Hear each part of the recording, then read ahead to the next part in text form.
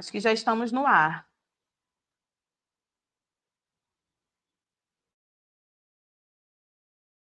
Sem som, Zé.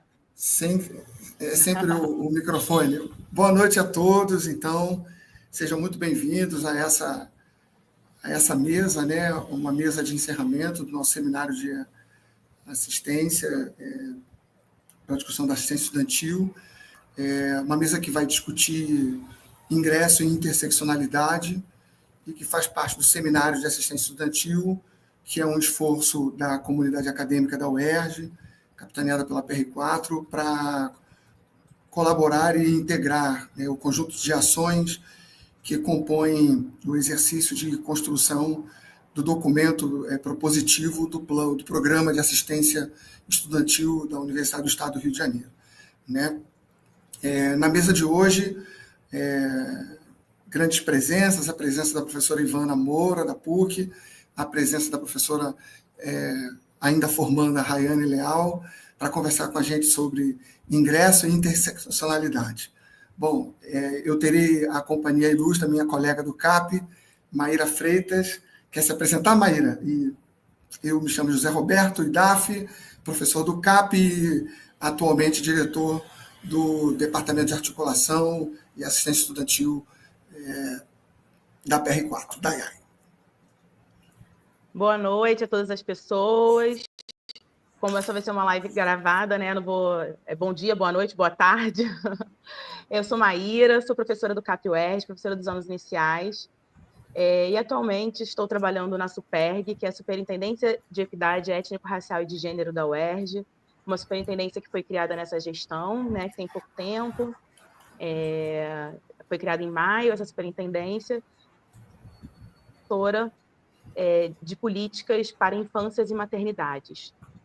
Eu esqueci, tem alguma... acho que é isso, Assessoria de Políticas para Infâncias e Maternidades. É um prazer estar com vocês aqui nessa mesa. É um prazer estar com o Zé, que é o meu colega de CAP, que a gente já conhece há muito tempo. Rayane, que eu ainda não conheço, muito prazer, minha querida, seja bem-vinda ao UERJ. E a Ivana, que já é uma parceira de longa data e que tem estado aí comigo em outros momentos de discussão, especialmente quando a gente pensa nas maternidades e nas infâncias, né? Não sei se o Zé quer fazer uma fala inicial ou a gente já pode começar com a Ivana. Não, quero só seguir aqui na apresentação, né, no nosso encontro de hoje. Né? A gente tinha combinado, Zé, e eu já esqueci, desculpa te interromper. Isso. A gente tinha combinado que a gente ia fazer uma audiodescrição, né? Acho que é sempre importante a gente tentar incluir, né, e dar acessibilidade a maior número de pessoas. Então, eu sou Maíra, né, como eu falei, eu sou uma mulher branca, de cabelos castanhos, quando está perto diz que é avermelhado, mas está meio castanho. Estou com cordão, estou com brinco prateado e dourado. Tenho estatura baixa. E acho que é isso. Acho que já deu conta de me descrever. Passa a palavra, Zé. Tá certo. Eu sou um homem negro, estou usando óculos de armação em metal, tenho uma barba e bigodes baixos, mas cerrados, já um pouco embranquecidos. Estou vestindo uma camisa branca e colar indígena em tom branco e coral, ok? Antes de passar para as colegas para fazer, acho que elas possam fazer as suas apresentações, hoje teremos aqui, eu fico encarregado de apresentar a Rayane, que é afro-indígena, cria, ativista, graduanda em matemática da UERJ, pela Faculdade de Formação de Professores, é educadora social do Complexo Favela do Salgueiro, em São Gonçalo, no Rio de Janeiro, é coordenadora do coletivo estudantil Negritude e Ancestralidade, também pela mesma universidade e unidade de formação, integra o Partido dos Trabalhadores, também faz parte da Associação Internacional de Pesquisa na graduação em Pedagogia, é professora de matemática do pré-universitário da Biblioteca Engenho do Mato, integra o coletivo Educação e Liberdade para Aprender, o ELA, e é também facilitadora do projeto Cidade Delas, de São Gonçalo, em associação com a Fiocruz. Coordena o projeto de extensão Fora da Caixa, conectando escola e comunidade, é pesquisadora voluntária do Grupo de Estudos e Pesquisa e Extensão Fora da Sala de Aula, onde pesquisa o desenvolvimento da educação dos pobres na cidade de São Gonçalo, e a bolsista do Instituto de Matemática e Estatística na UERJ, nosso IME, no projeto de introdução aos métodos de inteligência artificial aos alunos da graduação. Agora passo para a Maíra para fazer a apresentação da nossa professora Ivana. Gente, peço desculpa, estou tendo alguns problemas com equipamentos aqui hoje. Nós estamos falando do Rio de Janeiro, então, assim, quem está vendo a gente em outro lugar talvez não entenda. Hoje a cidade está um pouquinho mais caótica do que o normal, né? Hoje a gente está com falta d'água na cidade, então muitos pontos da cidade, né, ficaram fechados, e parte da região onde eu moro e onde fica a Universidade do Estado do Rio de Janeiro, que é o campus Maracanã, né, e o CAP-UERJ, que fica no Rio Comprido, parte dessa região está sem luz. Então, eu precisei sair correndo da minha casa, vim para o CAP-UERJ, então estou aqui em um dos institutos, né, na nossa casa, aqui na minha e do Zé, em um dos institutos aqui da UERJ, então talvez vocês ouçam algum barulho, peço desculpa se alguém entrar aqui na sala, estou na secretaria de departamento, que a gente queria muito garantir essa mesa hoje, então não era luz, não era água, não era o prefeito, nem era as águas do Rio que tirariam a gente dessa mesa. E a felicidade de estar com pessoas aqui dos movimentos sociais, né? Então aproveito para apresentar a Ivana de Oliveira Eugênio de Souza Moura, nome de rainha. É mestre em Serviço Social pela PUC e mestrando em Ciências Sociais pela mesma universidade. Ela é membro do Núcleo Materna, afiliada ao Coletivo de Mães e diretora eleita para o mandato de 2025 da Associação de Pós-Graduação da PUC-Rio, Diretoria da Mulher. Faz parte do movimento Joana Marcenal pela revogação da Lei de Alienação Parental e do coletivo Voz Materna. Seja muito bem-vinda, Ivana. Nós vamos começar, então, a fala de hoje pela Ivana. A gente já combinou, ela vai ter mais ou menos de 20 minutos. Em seguida, a Rayane vai falar, e depois a gente abre para as perguntas que estiverem no chat, para quem quiser conversar, e com algumas intervenções que eu e o Zé já preparamos. Tá bem, gente? Então, eu vou fechar aqui o microfone. Ivana, está com você a palavra, meu bem. Bom, vou começar fazendo a minha audiodescrição. Eu sou uma mulher branca, cabelo cacheado, grisalho, estatura média. Estou usando uma blusa branca com floral... uma blusa preta com floral branco. Estou usando fones de ouvido preto e eu tenho os olhos claros. Bom, dito isso, vou começar aqui a minha apresentação. Primeiro, dando boa tarde, quase boa noite já, né? 7h11, boa noite a todas e todos que estão assistindo, que vão assistir, que estão acompanhando aqui com a gente. E aí eu gostaria de abrir, né, essa fala agradecendo a Pró-Reitoria de Políticas e Assistência Estudantil, a Amanda Daniele, pelo convite para compor essa mesa, e agradecer também pela indicação da Mitali Correia, que é estudante de pós da UERJ, aqui do Departamento de Educação, que é quem inicialmente iria estar nessa mesa, mas aí por motivos pessoais ela não conseguiu estar presente. Saúdo também aqui a Maíra, a Rayane e o José, que estão aqui, né, comigo e com quem eu vou conversar aí nesse finzinho de dia calorento, né, de tarde calorenta aqui no Rio de Janeiro. Bom, a proposta dessa mesa, né, o tema da mesa é ingresso em interseccionalidade. E quando eu fui convidada, em conversa com a Amanda, naquela primeira aproximação, né, eu perguntei para ela como poderia ajudar nesse debate, o que o seminário esperava de mim. Aí ela me passou um panorama muito apropriado ao tema, que passava justamente pelo tema do ingresso, da permanência, e também da construção, da criação e representatividade dos coletivos, e aí, no caso, né, permanência, ingresso e coletivos materno-universitários, que é onde está o meu campo de pesquisa, de investigação, foi onde eu me envolvi nos estudos da minha dissertação de mestrado em Serviço Social na PUC. Depois dessa conversa que eu tive com ela, eu acabei, assim, porque foi recente, né? Eu acabei organizando a minha fala assim, de forma bem cartesiana, sabe? Aquela coisinha arrumadinha, progressiva, né? O primeiro slide para o ingresso, acabei não concluindo os slides, não consegui, porque estava muito em cima também, mas primeiro o ingresso, depois permanência, aquela coisa bem engessadinha, muito acadêmica. Não que seja ruim, pelo contrário, afinal nós estamos na academia, né? A gente está produzindo conhecimento, a gente está na academia, mas quando eu fui observando aquela construção que eu estava fazendo, eu achei que, de repente, seria melhor trazer aqui, né, somaria mais, trazer um bate-papo que passasse pelas coisas que eu observei também na minha pesquisa e também nessa minha caminhada, né, nesse meu contato com esses coletivos maternos e com essas organizações.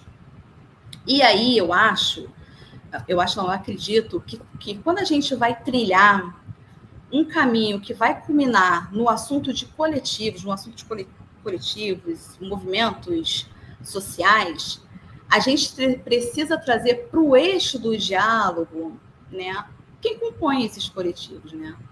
No meu caso, os estudantes, as estudantes mães universitárias, né, que é onde habita a minha pesquisa. Elas precisam estar no eixo desse debate, porque elas são majoritariamente o corpo que compõe, né, esses coletivos. E aí, mas antes de falar sobre ingresso, sobre permanência coletiva, eu vou contar um pouco, e aí eu juro que vou ser bem breve, sobre como eu cheguei aqui, não aqui na mesa, mas como eu cheguei na universidade, como eu cheguei na pesquisa, né, nessa provocação de olhar e de pesquisar, né, a condição da mulher-mãe nesses espaços universitários, como eu entendo que isso é um eixo de interseccionalidade. Então, eu pensei em apresentar para vocês também um pouquinho da minha própria trajetória, né? Eu me formei em pedagogia pelo ProUni, em 2021, sem nunca ter tido a perspectiva de fazer uma faculdade na minha vida. Inclusive, em 2016, que foi quando eu fiz o Enem, eu não tinha nem mesmo o ensino médio. Naquela época, a prova do Enem, você fazia o Enem e ele servia como ingresso para a universidade, mas também como certificação de ensino médio, né? Que hoje está separado, faz pelo Ensejo, eu acho que é isso.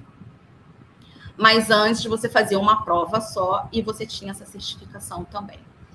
E aí eu fiz e correu tudo bem, tive a minha certificação e também tive uma nota de corte e acabei sendo até provocada pela minha família, já que eu tinha feito, né, a ingressar na universidade.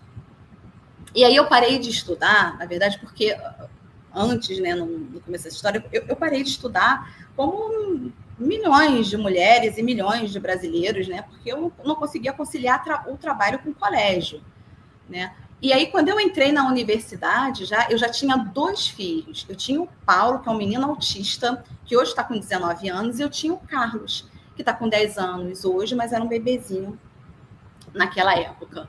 E mesmo sem entender muito, naquele momento, né, no momento do meu ingresso, em que lugar eu estava, eu já estava atravessada pela maternidade. E aí eu vou explicar para vocês por quê. O primeiro sinal veio quando eu fui fazer a inscrição para o SISU. Né? O SISU é aquele sistema que todo mundo sabe, que você utiliza a tua nota do Enem para participar ali das seleções das universidades estaduais e federais, universidades públicas. Né? E aí, quando eu fiz a inscrição, fui fazer a inscrição para o SISU, eu percebi que com 2 filhos, um sendo autista e ainda amamentando o outro, eu não teria nenhuma condição de cursar os cursos que estavam ali propostos, né? Que eram os que eu queria fazer, que era pedagogia e tudo, até onde eu me formei. Porque eram cursos em tempo integral. E eu, moradora da Zona Oeste, amamentando uma criança, me vi atravessada por aquilo, assim, eu não poderia estar naqueles lugares. Ou seja, aquelas universidades públicas, né, renomadas, não havia espaço para mim. Eu não podia estar ali porque eu não podia estar em tempo integral. Então, eu optei por estudar em uma universidade privada, pelo ProUni, né? Eu fiz a Anhanguera, e mesmo assim, um curso que era semipresencial. Ele era noturno e semipresencial. E aí, nessa faculdade, durante o tempo que eu fui passando, né, o que eu mais ouvia, porque assim, na Universidade de Pedagogia, todo mundo sabe, majoritariamente cursada por mulheres, né? Numa universidade à noite, normalmente são mulheres mais velhas. E o que eu mais ouvia na universidade era a queixa das mulheres mães estudantes que estavam lá em relação à dupla jornada e à exaustão que elas tinham, principalmente na época dos estágios, né, onde elas tinham que preparar aqueles documentos muito longos, né, os relatórios, elas estavam tendo primeiro contato com esse tipo de escrita, primeiro contato com essa forma de transmitir, né, as informações.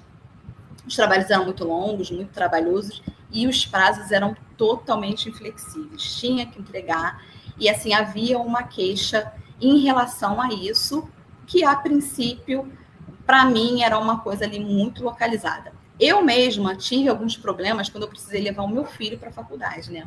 Era sempre muito constrangedor, principalmente na hora de amamentar. Mas aí, como eu disse, eu achava que aquilo era algo isolado ali daquela universidade. Foi só quando eu me aproximei das mães estudantes das universidades públicas, né, através da militância feminista, e aí eu participava nessa época de diversos coletivos materno-feministas. O feminismo ele veio primeiro para mim, os coletivos materno-feministas veio primeiro do que os coletivos materno-universitários. Mas foi através deles que eu me aproximei dessas mães estudantes, né? Através de um trabalho que eu fiz com a Camila Cidade, da Universidade Federal Fluminense, na área da cultura, e aí ela estava muito introjetada, né, dentro desses movimentos maternos estudantis, e eu fui conversando com outras mães, aí eu fui observar que as dificuldades das mulheres mães não eram isoladas, só dali da minha sala, né? Que havia um abismo entre o ingresso, a entrada e a qualidade de permanência das mulheres estudantes dentro dos espaços universitários. Quando eu fui provocada por uma amiga, Juliana Márcia, que é uma pesquisadora, inclusive, de coletivos maternos universitários, a prestar prova para o mestrado da PUC, a PUC não estava no meu radar nem de perto, né? Eu nunca imaginei fazer mestrado na PUC. Achava impossível, caríssimo e tudo, mas enfim. Quando ela me provocou, eu já tinha a permanência materna estudantil no meu radar como pesquisa. Já era uma coisa que aparecia sempre muito para mim, que eu observava muito, né? E aí, graças a um projeto que ela tem, né, que é o projeto Mamães na Pós, eu entrei na PUC, no Programa de Serviço Social, e entrei com bolsa. E aí eu dei início à investigação sobre as dinâmicas de permanência no que tange à construção da mulher-mãe dentro do ensino superior. E aí, o tema do ingresso, ele, naturalmente, quando a gente vai pesquisar, né, permanência, a interseccionalidade dessas mulheres, da maternidade, a maternidade como interseccionalidade, e como funcionam essas dinâmicas dentro do ensino superior, naturalmente a gente vai passar pelo tema do ingresso. E, assim, o que eu descobri, na verdade, é que o ingresso, né, quando a gente fala num recorte de gênero, né, ele é algo que está superado. Né? Na minha pesquisa, eu aponto algumas atores que se debruçam no tema do acesso e do ingresso. Uma delas estava até numa mesa anterior, que é a professora Rosana Ehringer, né? Então, tem a Rosana Ehringer, Neves, Sampaio, Zago, que são autoras que eu vou me debruçar nos trabalhos dela para apontar isso, né? E também dados do IBGE, um dado do IBGE de 2019, que eles vão concordar com essa afirmativa, né? De que as mulheres hoje representam a maioria no ensino superior. Né? Encontrar uma mulher-mãe universitária, inclusive, não é como procurar uma agulha no palheiro. Elas estão na universidade, elas estão inseridas e elas são muitas, né?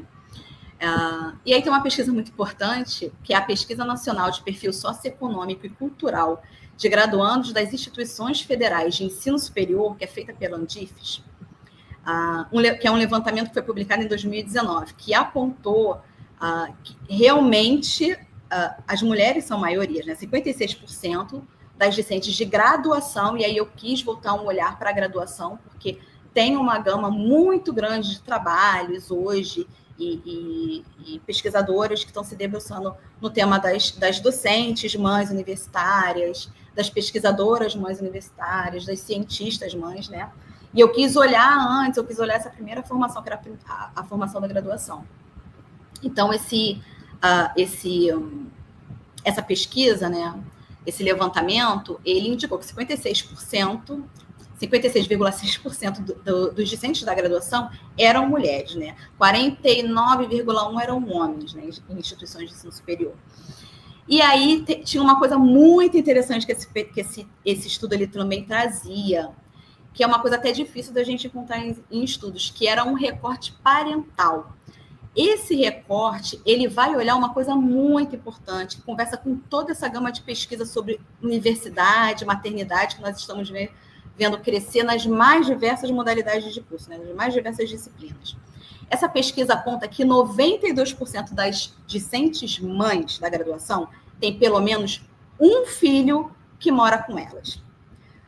Isso aqui, esse dado, ele diz muita coisa. Primeiro, ele diz sobre o acesso. Elas estão na universidade, o acesso não é um problema. A democratização do acesso para as mulheres, ela realmente aconteceu. Mas ela diz, depois disso, sobre a qualidade e sobre as dinâmicas de permanência dessas mulheres. É curioso, se eu disser para vocês agora, por exemplo, quantas mães estudantes da graduação tem a UFRJ? Aí eu falo na UFRJ porque foi a universidade que eu pesquisei, né, na minha dissertação, mas isso se estende, com certeza, para outras universidades, inclusive privadas e comunitárias como a da PUC, onde eu estudo, né? Se eu perguntasse, se a gente fizesse, por exemplo, um teste de chegar agora na UFRJ e perguntar, eu estou fazendo uma pesquisa com mães da graduação, vocês poderiam me indicar uma lista onde eu possa encontrar essas mães para entrevistar? Ou quantas mães graduandas vocês têm nas universidades ou no departamento X ou Y? Eles não iam saber informar. Mas você encontra essa informação em um lugar. Você encontra essas mães em um lugar. Você encontra essas mães nos coletivos estudantis. Então, a gente tem, né, de cara, assim, de início, um não reconhecimento de que esse grupo de estudantes, ele existe, né? Não há um levantamento, elas não estão localizadas em nenhum lugar, não se sabe quantas elas são, mas elas existem. E tem um lugar dentro, tem um movimento dentro da universidade que sabe quem são elas, que podem te indicar, que foi o que aconteceu comigo. Foi através de coletivos e de um programa de extensão, Mães na Universidade, da UFRJ, que eu encontrei as mulheres que eu entrevistei. E aí, para a gente entrar no tempo da permanência propriamente disso, né, todas as implicações que acerca da permanência materna estudantil que eu localizei na minha pesquisa, elas passavam pela falta de reconhecimento. Passavam também por violências simbólicas e por instrumentos de opressão, tem um capítulo dedicado, inclusive, a isso, mas ela passa pela falta de reconhecimento. E aí, quando eu falo em reconhecimento, eu não falo de forma solta. Eu falo em reconhecimento como para Nancy Fraser, né? No reconhecimento como uma das categorias principais da teoria crítica contemporânea, que está relacionado com padrões culturais de valor. E quando falamos em valor cultural de valor, de padrões e de estigmas, a gente tem a maternidade no cerne desse debate. E aí a Badinter, né, que é uma professora francesa, uma pesquisadora da maternidade francesa, ela diz, né, na obra Um Amor Conquistado, o Mito do Amor Materno, ela faz alguns ponderamentos sobre as implicações do estigma da mãe exclusiva, né, que é aquela mulher que perdeu o seu direito de ser e de viver seus sonhos e suas ambições, né, para exercer o que dela se espera, o que dela socialmente se espera, que é o trabalho exclusivo do cuidado. A ausência de reconhecimento, para Nancy Fraser, né, e no meu entendimento, é a forma de injustiça que resulta do status de subordinação imposto por esses padrões culturais. E isso molda a forma com que a universidade recebe, percebe ou não as demandas específicas das mães universitárias. E é justamente nessa toada que nós temos uma universidade hoje que produz diariamente, semestre após semestre, violência simbólica contra as suas discentes mães. Essa violência, como eu aponto na minha dissertação, ela está impressa em vários instrumentos de opressão, que vão de falta de fraldário, de lactário, de possibilidade de alimentar o filho com dignidade no bandejão, né, RUs, que são os refeitórios universitários, de políticas falhas de auxílio creche ou de educação infantil, de prazos inflexíveis para entrega de trabalho, falta de licença maternidade, entre outras coisas. E aí ele aponta também preconceito e constrangimento feito por professores ou por agentes da instituição, né? Inclusive, sobre constrangimento causado por professores, né, e por outros agentes da instituição de ensino superior, eu trago na minha dissertação um mosaico com imagem de várias matérias jornalísticas denunciando o caso de alunas que foram expulsas de sala de aula pelos professores ou por outros agentes, né? Porque esse professor ou esse agente acabou reproduzindo aquilo que culturalmente está dado, que o lugar da mulher mãe, o lugar da mulher que optou por ser mãe não é ali, é em casa, no espaço privado, unicamente cuidando do filho. E além de ser um preconceito e uma violência com a mãe, esse preconceito, essa violência também é com a criança, né? Com o direito dessa criança de estar com a mãe, de ocupar os espaços, principalmente ali nos anos iniciais, em que ela tem mais essa dependência de contato com essa cuidadora, com essa mãe, né? E aí eu também trago, né, nessa minha dissertação um relato duríssimo, né, de uma aluna que foi rejeitada pela sua orientadora quando a orientadora descobriu que ela estava grávida, né? A orientadora simplesmente não quis mais orientar, pelo único fato de que ela estava grávida. Ela até conseguiu depois uma outra orientadora que acolheu ela na condição, né, de gestante e depois de mãe, de recém-mãe, porque elas passaram 4 anos, né, na graduação. Acho que ela até estendeu, acho que essa aluna, essa entrevistada em específico, ela até teve um curso mais longo, mas acabou dando tudo certo, mas ela, na trajetória dela, ela passou por isso, né? Isso impacta de alguma forma a trajetória, vai impactar, que é o que acaba demonstrando a pesquisa, vai impactar a qualidade de permanência dessa mulher dentro desse espaço. E aí toda essa sorte de mais coisas, que não é sorte de mais coisas, né, tem a ver muito com hábitos, né? E aí, hábitos conforme Bourdieu, quando ele se refere aos padrões internalizados de pensamento, de comportamento e percepção, que são adquiridos através da socialização dentro de uma determinada cultura ou classe social, né? O hábitos como um sistema operacional subconsciente que guia nossas ações, nossos gostos, preferências e maneiras de ver o mundo. Todo esse hábito, essa reprodução impacta e molda as dinâmicas de permanência dessas mulheres mães, dessas mulheres estudantes, né, que são mulheres mães. Uma coisa que ficou clara na minha investigação é que quando nós falamos em permanência de sujeitos subalternizados, e aí no meu caso das estudantes mães, a gente está falando em dinâmicas de permanência completamente diferentes do que aqui encontramos nas trajetórias dos alunos tradicionais.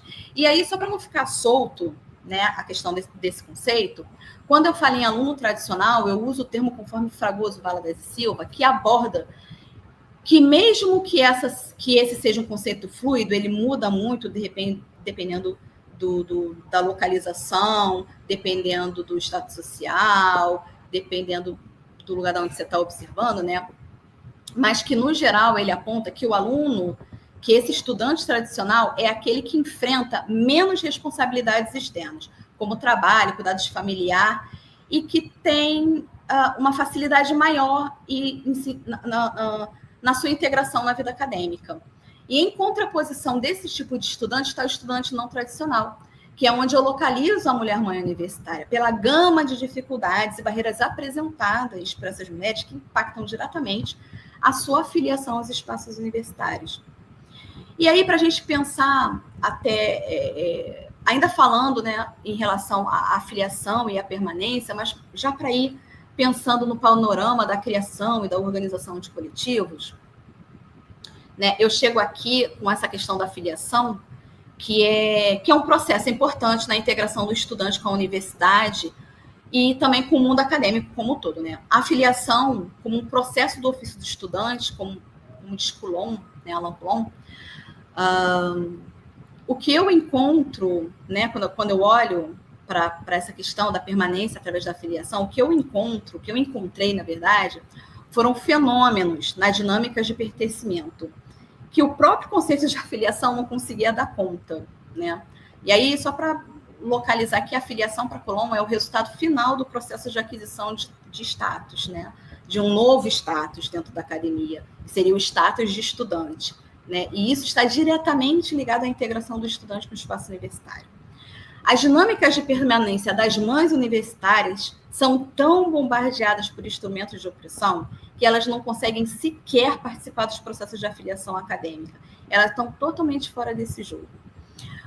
E o que a minha pesquisa descobriu é que a trajetória dessas alunas é tão atravessada por violência simbólica que ela produz 2 outros fenômenos de dinâmicas de pertencimento, que eu vou chamar de não afiliação e de afiliação parcial, né? Cada um desses conceitos terá um processo próprio, mas os 2 só existem porque essas mulheres, né, na condição em que estão, são impedidas de participar dos processos de afiliação a partir das barreiras que elas vão enfrentar, que inclusive inclui, né, adoecimento mental, grande probabilidade de desenvolver depressão. E aí eu chamo a atenção para uma pesquisa de Rocha, se não me engano, que aponta que as mulheres mães negras na graduação têm 55% de chance, mais de chances, né, de desenvolver depressão ao longo do curso. Então, tudo isso impede essa mulher estar se afiliando, se integrando, né, participando da vida acadêmica como deveria, né? E um dado interessante que essa pesquisa trouxe é que, no caso das mães graduandas que se declaram não afiliadas, né, no caso que a minha pesquisa trouxe, e a gente entende como não afiliada aquela estudante que não se sente de forma nenhuma afiliada à academia e que entende que não conquistou o status de estudante, o reconhecimento como estudante profissional. A maioria dessas mulheres que se declararam não afiliadas, elas engravidaram durante a graduação, ou seja, elas tiveram a oportunidade de experimentar, de iniciar os processos de afiliação, mas se sentiram abruptamente retiradas desse processo, dessa vivência acadêmica, dessa integração, no momento que engravidaram e que se tornaram mães. Já as outras, as parcialmente afiliadas, elas trazem algum grau de afiliação, mas não com a instituição. Inclusive, elas são bem categóricas ao dizer que não se sentem pertencentes à universidade que estudam. Mas elas se sentem acolhidas e reconhecidas dentro do coletivo materno universitário, dentro de espaços específicos, como no laboratório de pesquisa, num programa de extensão, e que eu observei que geralmente são coordenados por professoras mulheres que têm um olhar mais atento à condição da mulher mãe graduanda. Durante a entrevista, quando eu provocava as entrevistadas a me relatarem se alguma coisa havia sido boa no meio de todas as dificuldades enfrentadas, né, por elas, o que elas me disseram é que se algo tinha sido bom, esse algo tinha sido encontrar o encontro de pares, né? Tinha sido encontrar outras mulheres iguais a elas. E por que isso é tão importante? Porque isso nos conecta com os movimentos sociais. Isso nos conecta com os núcleos de estudos maternos e nos conecta com os coletivos materno-universitários. E aí, pensando em um panorama mais geral de criação e organização desses coletivos, aqui tomando a minha colega e doutora Juliana Márcia como referência, né, foi diante dessas dificuldades e de encontro com os pares que nos últimos 10 anos núcleos de estudos e coletivos sobre maternidade começaram a surgir. Foi dessa necessidade de resistir, mas não só da necessidade de resistir, foi da necessidade de se reconhecer que as mães estudantes, as professoras, pesquisadoras universitárias se uniram e começaram a se organizar a princípio como forma de acolher umas às outras e, posteriormente, em organizações que propunham formação, estudo e articulação política dentro e fora das universidades. Uma pesquisa da Juliana e da Andrea Clapp, que é uma professora que também estava aqui na mesa anterior, né, fazendo um debate com a professora Rosana Ehringer, aponta que durante a pandemia, agora algo bem recente, houve um aumento significativo do número de coletivos. E aí, um trabalho da Mitali, né, ele especula que esse movimento se deu por um fenômeno cybercultural que propiciou uma interconexão entre os coletivos existentes e outros grupos de mães que ainda não estavam organizados. E aí, para falar mais propriamente na atuação de alguma dessas representações, né, esses encontros moveram e criaram esses coletivos, que são encontros de resistência, que são encontros de reconhecimento, mas que também são encontros que propõem transformações, que propõem políticas e que estão em plena ascensão dentro das universidades, né? E aí, se a gente for pensar nessas representações em âmbito nacional, porque hoje já não se discute mais essas representações só no âmbito interno da universidade, né? Essas análises, elas são mais complexas, inclusive acerca da permanência mesmo, do trabalho que esses coletivos fazem para a permanência materna e universitária, né? Então, a gente começa a ver que esses coletivos e essas organizações, esses movimentos sociais, eles começam a tomar um outro corpo. E aí, veja bem, a gente começou lá no começo da nossa conversa, olhando para uma lente micro, né? Onde eu estava ali ainda tateando e curiosa sobre a construção da condição da mulher-mãe na universidade, e de repente a gente está aqui porque tudo isso se conecta, né? E a gente está aqui olhando a construção de uma rede de coletivos que se interconecta, que se organiza em eventos, que se organiza em rede para propor articulação política, e como tudo isso atravessa o tema da permanência. Não é mais sobre acesso, não é mais sobre ingresso, agora é sobre como construir uma universidade que não estava preparada para incluir mulheres mães dentro dos seus espaços. É sobre tensão, mas também é sobre transformação. Esses movimentos que começaram lá atrás, com mães reunidas, né, no propósito de se acolherem, se reconhecerem, de se organizarem para tensionar mudanças internas em suas universidades, tomou proporções nacionais. E aí, movimentos sociais de âmbito nacional, por exemplo, como o Coletivo Nacional de Mães, como a AMPET, que é a Associação de Mães Pesquisadoras, Estudantes e Trabalhadoras, né? O Parent Science, que também é um movimento de mães estudantes, né? Eles atuam hoje diretamente na articulação de políticas nacionais de permanência. E aí, a exemplo, nós temos um grupo para a gente poder entender a abrangência do que isso foi, né, se transformando. Eu não sei como é que está meu tempo, Maíra. Eu mandei aí um recado, mas não sei se você viu. Se você puder já caminhando para concluir. Estou encaminhando para o final. Beleza. Estou encaminhando. A gente já passou, basicamente, viu, Ivana, do tempo reservado para você. Tá, então vou finalizar rapidamente, só concluir, né? Que, bom, como eu estava falando, hoje a gente tem grupos de trabalho de políticas nacionais de permanência que estão trabalhando junto ao MEC, né, propondo políticas que são políticas a nível nacional. E aí eu vou finalizar aqui para não tomar mais o tempo, né? Existem alguns desafios que vêm pela frente, né? Que são esses desafios que a gente está encontrando justamente com esse mote ultradireitista, ultraconservador, né? De Deus, Pátria e Família, que acaba adulando essa ideia de maternidade exclusiva de mãe sacrificada, né? Mas a luta nunca foi fácil, nem mesmo no campo progressista. Então, eu sigo otimista de que estamos no caminho certo, pensando e debatendo sobre políticas que vão além do acesso, políticas que permitam que mulheres mães possam ter as mesmas oportunidades de viver a academia e de se afiliar como estudantes não tradicionais. E eu acho que isso vem através dessa movimentação e dessa articulação e dessa rede de coletivos. E é isso, gente. Já estourei meu tempo, desculpa.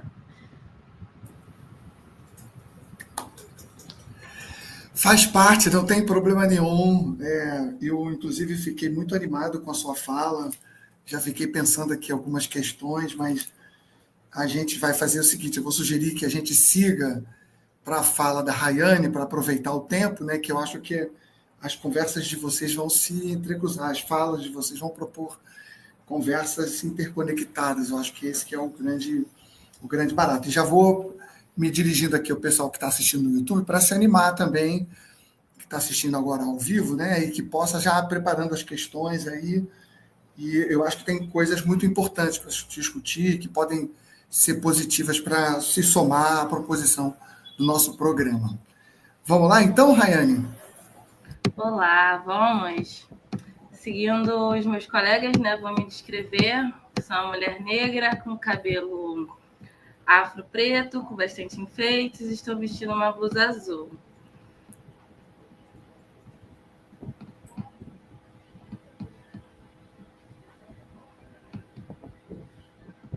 Que isso, tirou onda. Eu faço Libras na FFP, professora Adriele.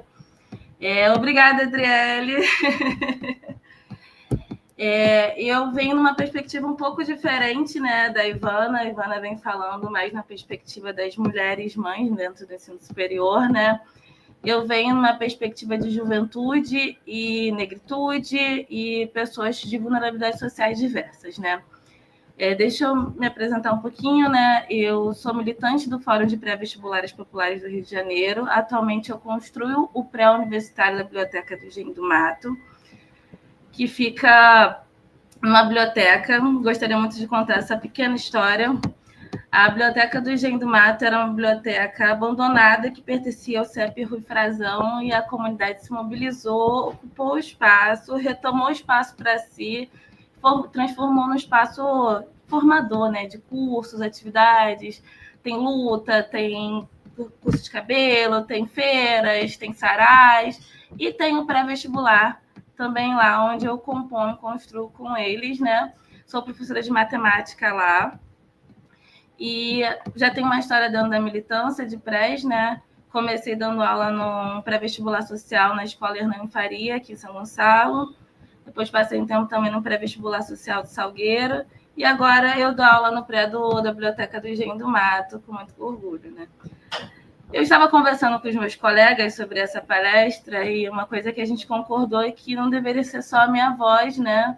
Aqui, então, eu fiz algumas anotações dos apontamentos dos meus colegas, e eu gostaria de começar com eles, porque eu acho importante a gente vir aqui juntos, né? Temos um rosto representando, mas nós somos uma construção coletiva.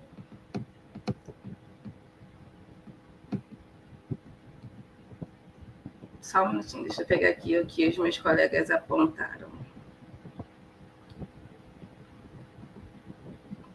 Então, dentro do pré-vestibular, a gente, o professor Rubens, né, que é um dos nossos coordenadores também, gostaria que eu apontasse que a forma como a gente trabalha, né? Nós começamos no pré-vestibular esse ano com mais de 40 alunos. Isso quer dizer que eles querem entrar, eles estão buscando entrar, independente do seu background, do seu capital sociocultural, das suas problemáticas na escola. Mas eu gostaria de dizer que a minha última aula, que foi a aula de matemática, tinha somente um aluno. E uma semana antes, o professor Rubens estava dando aula lá para somente um aluno também. Não que a gente se importe, óbvio. Enquanto tiver aluno querendo estudar, nós estaremos lá. Mas a gente queria falar dessa trajetória. Por que saímos de 40 para 1? O que acontece nessa trajetória que ainda nem chegou na universidade e já está sendo muito difícil para o nosso jovem de periférico, né? Os nossos jovens enfrentam muitas coisas, né? Eles, desde muito novos, eles têm que trabalhar. Eles têm uma dificuldade de acessar o espaço escolar, independente da questão... a escola é perto, mas às vezes não existe a sensação de pertencimento naquele ambiente, né? E também existem outras questões. A maioria dos nossos jovens tem que começar a trabalhar muito jovem. E se eles têm que buscar um tempo entre fazer um pré-vestibular social e subexistir, colocar alguma coisa de comer dentro de casa, eles escolhem comer, né? Então, esse foi um dos grandes motivos da nossa evasão lá na biblioteca, no pré da Biblioteca do Engenho do Mato, ou pré da BEM, né? E uma outra questão importante aqui também, que o nosso colega Aline apontou,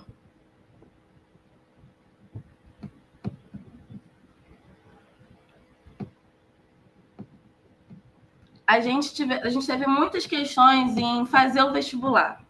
As burocracias para os alunos são muito difíceis. A gente lida com pessoas que, às vezes, não conseguem fazer uma carteira de trabalho, porque a gente está falando com diversos atravessamentos, diversas pessoas. A maioria deles, os pais são analfabetos ou analfabetos funcionais. Não são todos os pais que são leitores, né? E um outro ponto que a professora Aline Monteiro gostaria que eu falasse é que, a partir do segundo semestre, a partir da prova da UERJ, os alunos saem muito. Eles se desanimam. E o segundo semestre começa a ser mais doído. Até a primeira prova, a prova da UERJ, às vezes eles estão com muito gás. E a gente tem esse problema de conseguir manter eles com a gente após um resultado, sabe? Lidar com o fracasso. Não é que ele seja um fracasso de você nunca vai entrar na universidade, mas é de você não atingir o que você esperava, ou o que você imaginava que você ia atingir com jovens e adolescentes, principalmente aqueles da periferia que já têm uma autoestima baixa, é muito difícil. Agora eu gostaria de falar um pouco das minhas percepções como professora lá, né? Dentro do meu âmbito ali, do meu núcleo, eu já tenho uma certa dificuldade com eles porque eu dou aula de exatas. Então, quando eu cheguei lá esse ano para poder conversar com eles, eu percebi que os conceitos básicos de matemática eles não dominavam. O que eu digo conceitos básicos são as 4 operações matemáticas e os seus desdobramentos, né? E eu fiquei assim, eu não fiquei espantada, porque eu já lidei com outros alunos de colégio público, mas eu fiquei assim, nossa, eu preciso entender que para dar 2 passos para frente, eu tenho que dar 4 passos para trás. E eu acho muito importante isso, uma coisa que a gente estuda no meu grupo de pesquisa fora da sala de aula é a pedagogia da convivência, né? Que ela não fala que a gente tem que dar voz a outra, a gente tem que se colocar no lugar de escuta, mas escutativa, né?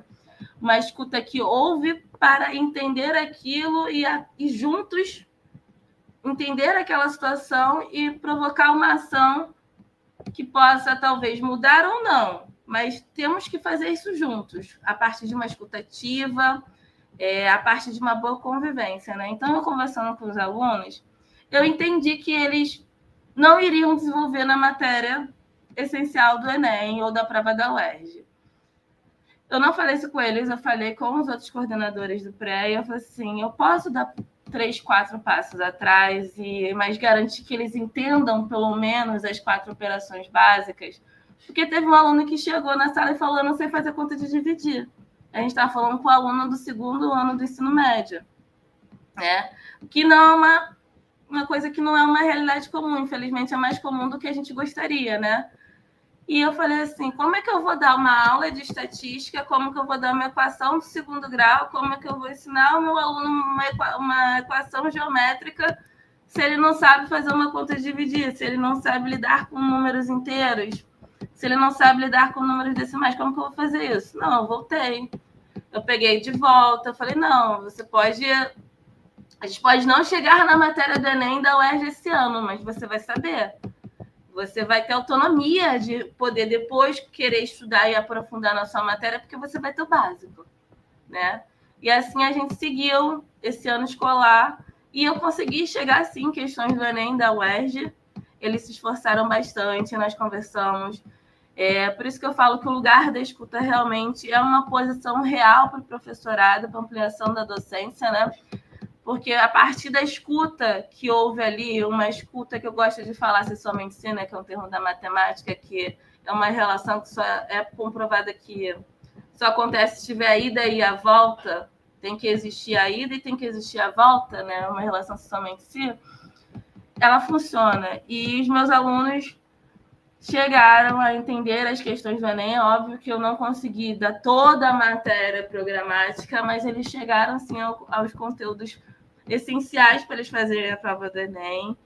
E eu fiquei muito orgulhosa disso, porque eles tinham ainda muito problema de autoestima, tanto que as primeiras questões de Enem que eu colocava lá no quadro, eu não colocava que era questão do Enem. Eu colocava que era uma questão, explicava como entender, interpretar, e eles iam fazendo. Aí eu ia colocando mais, sem sinalizar que eram questões do Enem. E quando eu vi, aí, olha, vocês acertaram dessas tantas questões que estão no quadro, tantas eram do Enem. Aí eu mostrei essa do Enem tal, essa do Enem tal. E eles não acreditavam no que eles estavam experienciando. Eles falavam para mim, tia, porque eles não me chamam de professora, gente. Desculpa quem tem essa questão, mas eu sou tia Rai. Eu amo ser tia Rai. Enfim, eles falavam, tia, a gente acertou a questão do Enem, como assim? Eu falei, acertaram. Vocês construíram para isso, vocês se esforçaram, vocês aprenderam as ferramentas básicas que foi negada para vocês. Vocês atingiram um patamar da educação porque vocês não só viram aqui me esforçando para dar as ferramentas que foram negadas para vocês, mas vocês se esforçaram para aprender. E foi se construindo uma relação muito boa, muito bonita. E eu vejo isso também com os meus colegas professores, sabe? Eles vão construindo uma relação incrível com os alunos nessa trajetória. Um pouco diferente da minha colega, a gente ainda tem um problema de acessar esses espaços, né? Não sei qual é o recorte das mães que a minha colega estuda, mas o recorte dos alunos que a gente trabalha são alunos de periferia, alunos, na maioria das vezes, não brancos, alunos negros e alunos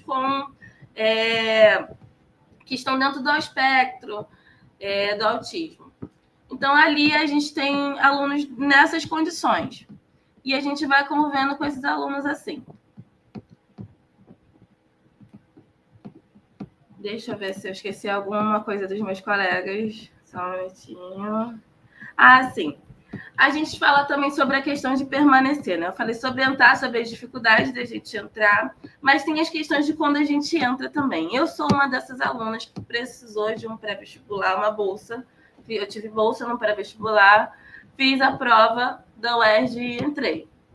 E como que eu fui permanecer isso? Como os meus colegas que estão ali que permanecem. Porque assim como minha colega afirmou realmente, apesar de eu fazer um curso de exatas, um curso de matemática, a maioria do meu curso é mulher e é mulher negra, na periferia. Nós estamos ali, eu tenho muitas colegas que são mães, que tiveram algumas das problemáticas que a colega relatou. Enfim, a gente está ali. Como que a gente faz? Como a gente se une?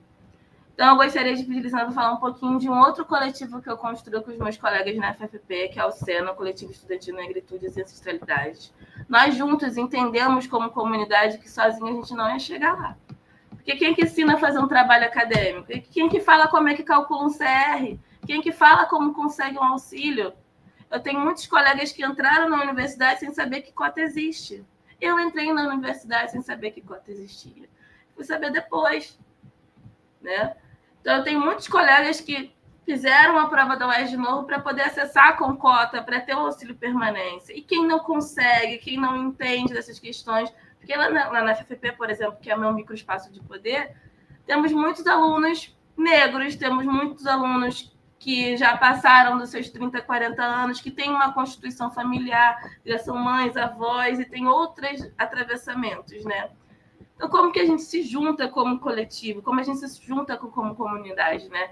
Então, a gente resolveu sanar os nossos problemas. Cada um sabia um pouquinho e juntos nós sabíamos o que precisávamos. E a gente começou a se juntar no coletivo com o intuito de letrar a galera racialmente e cientificamente, para que a galera entendesse as coisas que a universidade pode oferecer, que são importantes, gente. A UERJ, eu tenho muito orgulho de ser da UERJ, porque é a faculdade da América Latina que tem a melhor política de assistência de cotas, política de assistência estudantil, independente dos atravessamentos dos últimos momentos. Nós temos que reconhecer e ratificar que a gente cresceu muito. A gente cresceu muito e a gente tem mais a crescer se a gente passar a analisar, a dialogar sobre o que vem acontecendo, as necessidades da assistência estudantil na UERJ. E ações como essa de coletivos, como a colega mesmo falou, trazem esse abraço que às vezes a gente sente falta. Muitas vezes o ambiente acadêmico se torna hostil porque é um ambiente que a gente não está acostumado. Para pessoas como eu, que vêm da favela, que vêm de um morro, que está acostumado a morar em condomínio fechado que não tem porteiro, que está acostumado a ter outros tipos de atravessamento, como enchentes, como problemas de coleta de lixo, problemas de água, a gente não está acostumado com o ambiente da universidade. Então, coletivos, movimentos sociais são realmente importantes para trazer esses esclarecimentos. Então, assim, se eu pudesse falar alguma coisa sobre isso, seria realmente fazer a escuta ativa, se unir à sua comunidade, porque a universidade é um espaço que tem, sabe, comunidades ativas, comunidades belas, que elas podem se unir para transformar um espaço que poderia ser hostil, que poderia ser complicado, em um espaço de amor. E eu falo amor de verdade. Eu vejo muito amor no coletivo que eu faço parte. Eu vejo muito amor na militância dos meus colegas de pré-vestibular.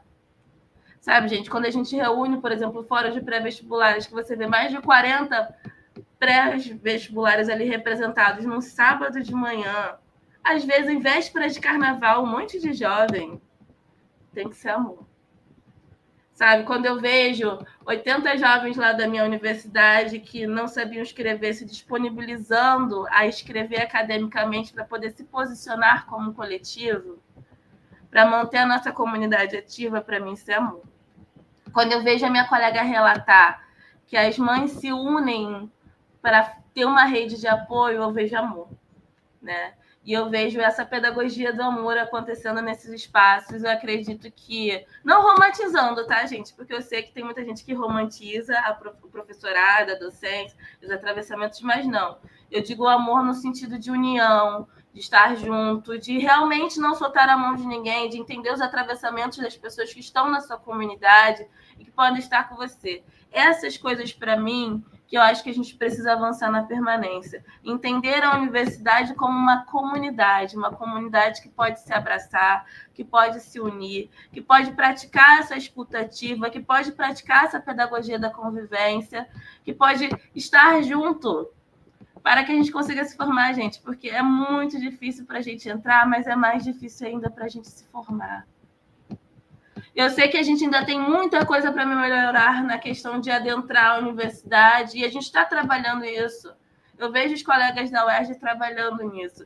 A gente tem que começar a se preocupar um pouco mais também em permanecer, mas não permanecer de qualquer forma, é permanecer com amor, é permanecer unido, né? Uma comunidade ativa, uma comunidade que ouça você e que veja você, que reconheça quem você é, que você é um membro ativo, que você é um sujeito de direito, que você é um cidadão. Você se unir dessa forma. Por isso que eu acho que a gente, né, o José Roberto falou que eu e a Ivana temos muito a se cruzar, né? Porque eu vejo esse amor, eu vejo essa comunidade se formando da mesma forma que a gente se forma ali, né? E eu acho que é isso. Eu vou deixar a gente começar a conversar um pouquinho, porque eu tô doida para conversar com a Ivana também. Muito bom, Rayane. Obrigada pela sua contribuição. Zé, vamos... Parabéns. Zé, como que a gente vai fazer? A gente pode dar uma olhada aqui no chat, ver se tem alguma questão. Eu tenho questões para colocar, não sei se o Zé quer começar. Bom, eu também tenho cheio de sugestões, provocações, né? A gente só tem perguntas por enquanto. Acabaram de avisar que estão sem perguntas. Que bom. A gente não tem perguntas por enquanto? Por enquanto, desculpa, não, gente. Se anima aí, vai colocando no chat. Foi o que eu disse lá. Vamos lá. Tem gente da pesada aí no chat do YouTube, eu já dei uma olhada.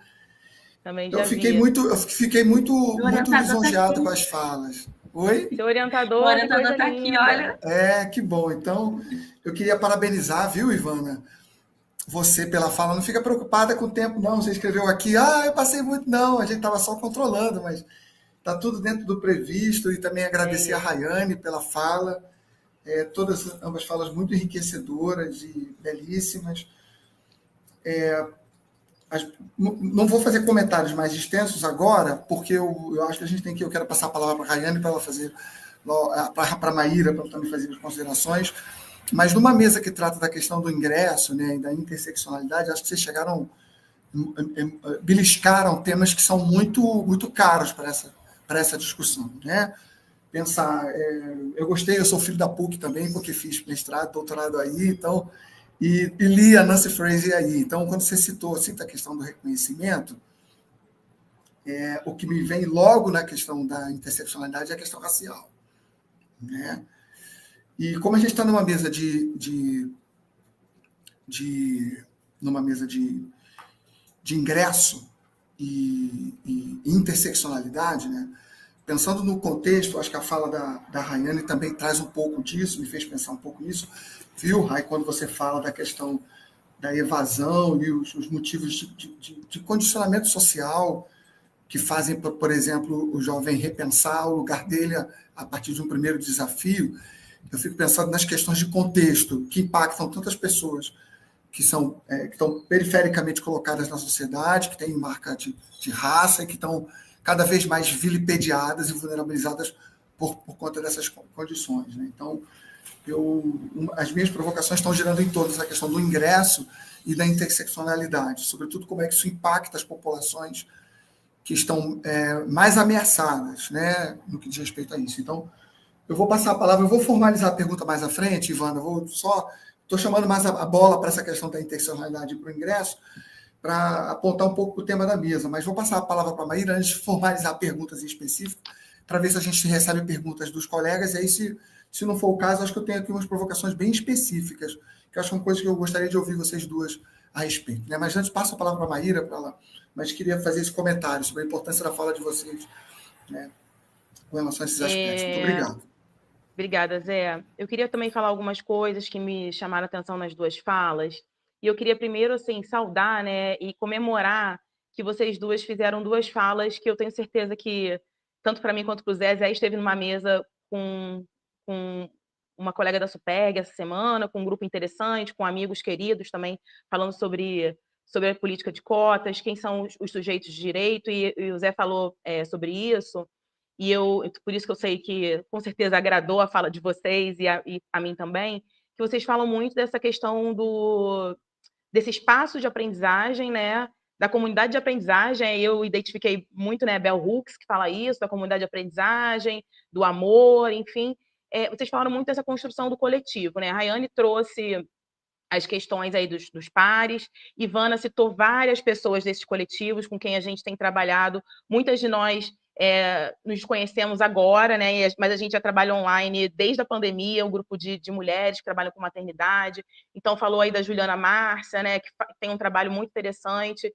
E a Ivana, gente, até pedi para o pessoal que está na produção, a Ivana colocou no nosso chat o mapa dos coletivos do Brasil, que é uma produção da Juliana Márcia. E eu acho que é interessante a gente divulgar ele aqui em algum lugar, botar na descrição, porque, com certeza, esse mapa e esse mapeamento desses coletivos tem impulsionado a criação de novos coletivos, e é isso que a gente quer, né? Então, assim, a Ivana falou desse caminho que é coletivo, falou de um monte de gente, falou da Mita, ele falou da Camila, falou da Ampete, do pessoal que está trabalhando lá com o MEC também, né? Da Vanessa, Suane, enfim, a gente tem um grupo de mulheres que tem aí desvelado essas camadas da maternidade. E aí eu também queria puxar um pouquinho a sardinha para esse lado da interseccionalidade. Eu tenho entendido e tenho trabalhado com a interseccionalidade enquanto uma ferramenta metodológica, né? É uma ferramenta que tem desvelado outras camadas. Inicialmente, as camadas raciais, né? E a Patrícia Hill Collins fala muito disso, assim, que a gente precisa pautar e entender que a interseccionalidade vem a partir do movimento negro, e a gente não abre mão disso, mas que vem desvelando essas outras camadas, e a maternidade enquanto marcador social, né? E aí me chama muita atenção, Ivana, quando você fala assim, olha, não é só sobre o ingresso, não é só sobre o acesso, e isso me tocou, assim, porque, assim como o Rayane falou, não é bem o que eu vejo. Eu tenho um projeto de extensão, até saudar, acho que o meu bolsista está aí, o Tiago. Tiago, a gente tem um projeto de extensão num pré-vestibular comunitário aqui na Mangueira, que chama CRIAS. E esse projeto de extensão a gente criou, né? Chama CRIAS, ele é uma sigla, a partir de uma demanda que veio do pré-vestibular comunitário, que era justamente as mulheres que são mães que não conseguiam frequentar o pré-vestibular comunitário, ou as que frequentavam e levavam as suas crianças. E isso começou a causar um desconforto, e, enfim, não tinha com quem deixar as crianças, e as crianças ficavam ali. E a gente cria esse projeto de extensão, que é um trabalho de cuidado com as crianças, filhas das mulheres que estão no pré-vestibular comunitário. Então, assim, e tem sido muito bom, eu tenho falado sobre esse projeto em muitos lugares, assim, Rayane, estou à disposição, acho que a ideia é que o CRIA, ele se prolifere por aí, por outros pré-vestibulares comunitários, a gente precisa pautar isso, porque eu vejo, sim, claro, eu sou facinha, Rayane, eu sou facinha. A gente precisa pautar isso, inclusive, também a partir do ingresso. Eu percebo que, embora as mulheres mães estejam na universidade, eu queria pensar assim, a que custo, né? Como que elas conseguiram entrar e acessar? Com noites sem dormir, com a criança mamando, estudando para o vestibular sei lá que horas, e sem nenhuma política que absorva, né, e que tenha algum sentido de entrada mesmo, né? Como que o ingresso dessas mulheres está sendo prejudicado? Eu vejo, né, nos pré-vestibulares comunitários como uma grande potência, e aí a minha provocação vai nesse sentido, assim, né? Onde a sua fala, Ivane, onde a fala da Rayane se cruzam entendendo, e eu tenho pautado isso também, você já deve estar... Quem está acostumado a me ouvir já está cansado de ouvir isso, que eu falo sempre maternidades no plural. E eu tenho forçado isso, porque enquanto a gente entender também a maternidade como única, como uma maternidade, a gente também avança muito pouco para entender a interseccionalidade enquanto ferramenta metodológica. Porque a gente está falando de uma maternidade, uma mãe branca, classe média, embora ela tenha marcadores sociais de diferença, a gente sabe que a maternidade é um marcador social, é outra maternidade que é totalmente diferente da mulher da favela que está fazendo pré-vestibular comunitário para entrar na universidade. Uma mãe solo, uma mãe vítima de violência, as maternidades violadas, destituídas, violentadas pelo Estado, né? As mulheres que perderam seus filhos e que estão ali tentando dar conta dos outros. As mulheres que perderam seus maridos vítimas de violência do Estado. E aí a gente está fazendo um recorte aí de uma maternidade que é assim, que é negra, que é favelada, que é periférica, e essa maternidade eu não tenho certeza se ela está entrando na universidade ou se ela está entrando a que custo. Então, essa é a minha primeira provocação, depois eu tenho outras, mas acho que é importante vocês falarem sobre isso, e Rayane, o CRIA está aí, vamos multiplicar, porque a gente precisa que o cuidado também seja coletivo. Essa também é uma bandeira, o amor é coletivo, o cuidado é coletivo, a universidade precisa ser esse espaço também de apoio e de cuidado, tá? Passando a palavra para vocês. Eu só ia pedir, Maíra, porque eu acho que eu me sinto muito contemplado. Eu não quis especificar a pergunta antes, mas uma das minhas perguntas era essa, Ivana, exatamente sobre isso. Essa é uma questão importante. Nos últimos anos, a gente vem observado um aumento das questões sociais ao entorno das universidades, das instituições de ensino. E uma delas é cada vez mais a pauperização da população e uma dificuldade de lidar com mecanismos de acesso à educação. Nos últimos anos, inclusive, isso tem atingido não só as populações mais pobres, faveladas, mas também atingiu a classe média. Também atingiu grupos que cada vez mais passaram a prezar com mais intensidade disputar um lugar no ensino superior público, né? Quando a gente olha para esse panorama, quem teve as chances aumentadas de não ingressar no ensino público, né? Justamente as populações faveladas, negras, cada vez mais periféricas, né? Então, a minha pergunta era exatamente, uma das minhas perguntas era exatamente essa que a Maíra precisou, quer dizer, quando a gente pensa em interseccionalidade, e se a gente pensar a mulher negra da favela, será que é mesmo, não é mais uma questão de ingresso e de acesso? Eu fico pensando nas minhas meninas lá de Baratiba, onde eu dei aula até 2018, por exemplo. E na mesma linha, né, esse problema, ele agrava também a relação desses sujeitos com a perspectiva de ir para a universidade, né? Então, Rayane, eu queria dividir com você, eu não sei o que você acha. Às vezes, parece que os coletivos e os pré-vestibulares muito dedicados, né, a se constituir como uma ponte de acesso entre os estudantes e a universidade, se veem pressionados por esse contexto, né? E que contexto é esse? Por um lado, a dificuldade dos jovens, cada vez maior dificuldade dos jovens em se relacionar com os conhecimentos necessários, e estarem minimamente prontos, e estarem animados, né? Encorajados. Isso é uma questão, né? Um contexto. E, por outro lado, eu não sei como é que você vê isso, para alguns pré-vestibulares, fica cada vez mais difícil oferecer o ingresso, a oportunidade do ensino superior, como um elemento de formação do sujeito, do indivíduo. Fica cada vez mais difícil para os pré-vestibulares venderem a universidade em nome do título, do curso, da formação, da possibilidade de um emprego depois de formado, e etc.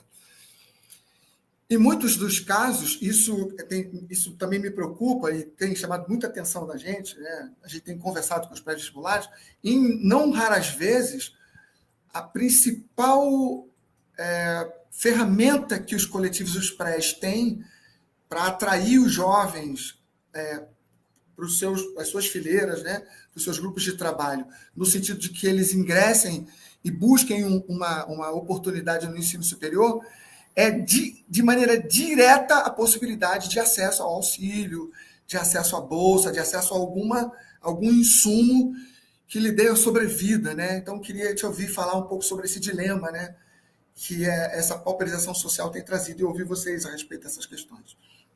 Obrigado.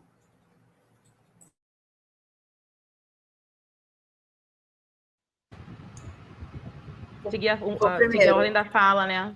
Vamos seguir a ordem da fala, pode ser? Ivana começa, depois Rayane. Beleza. Eu acho que fica mais fácil. Bom,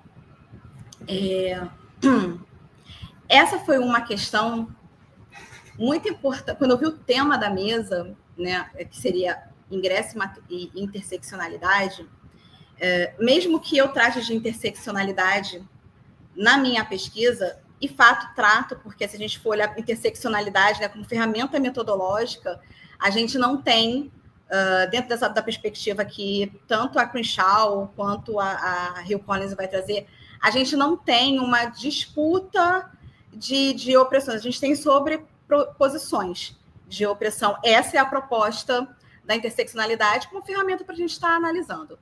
Então, quando eu fui analisar maternidade, estudar maternidade no meu trabalho, a gente tomou muito cuidado. Inclusive, eu não desenvolvi o conceito, nem mesmo uma metodologia de interseccionalidade, mas ele se mostrou em todo o meu trabalho, tanto que isso foi falado o tempo todo pela banca. Você não está trazendo interseccionalidade, mas está aqui, de repente, o projeto de doutorado traga a interseccionalidade. Porque, assim, eu acho que alguns temas, quando a gente vai trazer, quando a gente vai tratar, a gente tem que tratar de forma muito responsável. Quando a gente vai abrir tema de raça, para falar de maternidade e de ingresso, a gente tem que tratar isso com muita responsabilidade. Não dá para fazer isso em um capítulo. Então, não dava para eu propor isso em um parágrafo, em um capítulo, porque precisaria de um olhar muito apurado e sofisticado para conseguir compreender o que era, no meu caso, eu não estava estudando ingresso, né? Mas o que era a permanência dessa mulher mãe negra dentro da universidade. Eu entrevistei 2 mulheres mães negras e elas me indicaram, a propósito do ingresso, justamente tudo isso que apareceu aqui na fala da Rayane. Essas dificuldades, esse lugar de olhar para a universidade e nem saber sobre o que é aquilo. Uma delas, inclusive, quando passou para a UFRJ, e ela me contou, e assim, foi a entrevista mais longa que eu tive, foi uma entrevista de 3 horas, e ela ria muito contando aquilo, porque já tinha passado, mas foi um grande incômodo para ela no momento, que quando ela fez o Enem, ela, né, foi colocar as informações dela e se inscrever no SISU, ela viu a UFRJ e ela viu assim, campus, ela morava no Complexo do Alemão, eu acho, e ela fez a inscrição para o campus da Praia Vermelha achando que era perto, e ela não sabia nem o que era a UFRJ. Essa mulher negra, nascida e criada no Morro do Alemão, foi contar para a avó dela que tinha passado na universidade, a avó dela não sabia bem dizer o que era aquilo. Quando ela foi falar para a vovó, tem uma coisa muito legal para te falar, que era que ela tinha, né, entrado para a UFRJ, a avó dela achou que ela ia falar que ela estava grávida, porque o sonho da avó dela era que ela tivesse filho. Então, assim, o que foi me apresentado, que não foi analisado porque não era o propósito, porque a gente tem que ter realmente muita responsabilidade. Eu vejo muitos trabalhos usando interseccionalidade, fazendo recorte de raça, de forma muito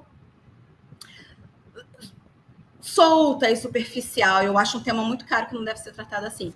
Mas, assim, olhando para as questões narradas, né, que ela narrou nessas 3 horas de entrevista comigo, e da dificuldade dela do acesso, e quando ela se formou em pedagogia, e como ela não entendia, não tinha uma conversa sobre o que era aquilo, ela não tinha na margem dela, né, no panorama dela, no limite dela, a visão do que era se formar como uma graduanda, como uma universitária, a gente já pode observar, e aí eu falo grosso modo, porque não foi o meu objeto, mas eu acho que a gente já pode observar, grosso modo, que o ingresso de determinados grupos, inclusive eles de mulheres negras, né, que são muito voltadas, estão muito atribuladas com o trabalho de cuidado, né? A maioria delas, chefes de família, elas estão muito atribuladas dentro desse lugar de cuidado. Nesse panorama, pelo que eu observo, assim, muito superficialmente, eu volto a falar, é que o ingresso ele já é cortado de início, antes mesmo de você pensar ou cogitar na sua entrada, né? Isso também veio como relato de uma outra mãe, que ela é de Belford Roxo, que também é negra, que ela falou, quando eu descobri o que era a universidade, e eu fui prestar o Enem, e eu entrei aqui para a UFRJ, eu vim para cá com o propósito de levar para a minha comunidade o que era a universidade. Então, eu queria voltar para a escola onde eu me formei no ensino médio para dizer para os meus alunos, olha, existe isso aqui. Eu estou lá, vocês podem ir também. Porque essa ideia, esse universo, esse panorama cultural não existe. Então, assim, a gente sabe que a gente tem hoje as cotas, tem políticas, né, de ação afirmativa através da cota, que é de ingresso, mas a gente sabe que isso tem que aumentar, que isso tem que expandir, mas a gente também sabe que isso tem que aumentar e tem que expandir com comunicação, com aumento cultural, com essa informação chegando para esses lugares, esse espaço universitário que a priori não foi criado para eles, não foi criado para mulher, não foi criado para negro, não foi criado para pobre, não foi criado para gente, né? Não foi. Que a priori esses espaços que não foram criados agora estão abertos, porque houve uma coisa chamada democratização do acesso. Então, se houve, vamos ocupar. E se vamos ocupar, vamos nos reunir. E se vamos nos reunir como a Rani falou, com amor. Vamos nos movimentar para transformar essa estrutura de dentro, porque é um campo de disputa, né? E como um campo de disputa, a gente sabe que inúmeros apagamentos acontecem, inclusive esse que já acontece muito antes do ingresso, que é mesmo na questão cultural do entendimento de saber o que é a universidade, de querer estar na universidade, de ter isso como horizonte. Acho que é isso. Eu queria aproveitar essa fala da Ivana, Zé e Rayane. Eu também estudo maternidade, tá, gente? Eu faço doutorado com essa temática também. Uma coisa que aparece muito na minha pesquisa, e eu acho que é um elemento fundamental para a gente pensar, é que hoje a gente tem né, dados sobre a população, por exemplo, negra no país, né? A gente tem dados do IBGE, a gente tem, enfim. Quando a gente pensa em ingresso na universidade, a gente ainda não tem esses dados pensando na maternidade. A gente tem tentado, na UERJ, esse é uma pauta assim, né, do meu trabalho, a gente tem conversado sobre isso, e isso não é um problema só da UERJ. A Vanessa mostrou isso para a gente lá no Congresso do Parent Science, né, que a gente estava junto, Ivana. A Vanessa, ela é a presidente da ANPET, que é a Associação de Mães e Pais, Estudantes e Trabalhadores de todo o Brasil. A gente não tem dados dizendo quantas mulheres que são mães tentaram ou não tentaram a universidade. Então, isso não costumava ser, os coletivos vêm pautando isso e vêm, enfim, solicitando mesmo que isso seja inserido, porque isso é um marcador social, nem naquele questionário que a gente faz antes de entrar na universidade. Então, assim, a gente sabe quem é mulher, a gente sabe quem é homem, a gente sabe quem é negro, quem se declara, né, negro, pardo, né? Mas a gente não sabe, esse elemento da maternidade, ele é ainda totalmente invisível. Então, eu entendo o que Ivana está dizendo, que é como que eu vou trabalhar esse dado, como que vou trabalhar nessa perspectiva de entender que o acesso a mulheres mães ele é mais dificuldade se eu não tenho nem esse acesso, se eu não tenho nem esse dado. A gente não tem hoje elementos academicamente, né? E aí, por isso que eu acho que é importante a gente insistir na interseccionalidade enquanto ferramenta metodológica, para dizer, olha, isso precisa estar lá no questionário. A gente precisa saber quantas mulheres são mães aqui dentro. A gente precisa saber quantas mulheres universitárias, mães negras, né? E aí não fazendo uma sobreposição de opressões, mas entendendo onde são nossas encruzilhadas, né? Onde as encruzilhadas, aí usando já o conceito da Cotirene, de onde essas coisas estão se esbarrando, onde essa mulher que é mãe preta, periférica, universitária, mãe solo, são vários elementos que vão aí que vão se encontrando mesmo e a gente ainda não tem. Então, eu acho que usar hoje em dia, né, mesmo para quem não quer, quem está pensando aí em uma pesquisa nesse campo das ciências humanas, a gente tem usado a interseccionalidade, ela acaba aparecendo porque ela se coloca como ela está posta, né? Mesmo antes do conceito estar fechado e muito antes da Crunchal e tal, outras pesquisadoras, tipo Lélia, já vinham falando isso, ó, não olha só a questão racial, só a questão racial não está dando conta, tem a questão de gênero, e a gente hoje vai botando outros marcadores, né? Então, eu acho que um dos pontos também que a gente precisa pensar a partir do ingressos e a gente que está na administração central, tem trabalhado na PR4, na Superg, nessa produção de dados. A gente precisa produzir dados para a gente saber quem são essas pessoas, quem são essas mulheres, quantos filhos têm, quais são as idades, de onde vem, e aí sim eu acho que só com esses dados e com nessas encruzilhadas que a gente de verdade vai conseguir pensar e produzir política pública, né? Desculpa ter interrompido, mas eu achei que essa informação era importante para a gente fechar esse raciocínio da Ivana, mas passo a palavra aí. Ótimo. Rayane, já vou passar a palavra para você, mas eu quero colocar mais pimenta no cognitivo alheio, que é uma expressão de um amigo meu, pesquisador lá da Federal de Santa Catarina, mas trabalha na UNB como museólogo.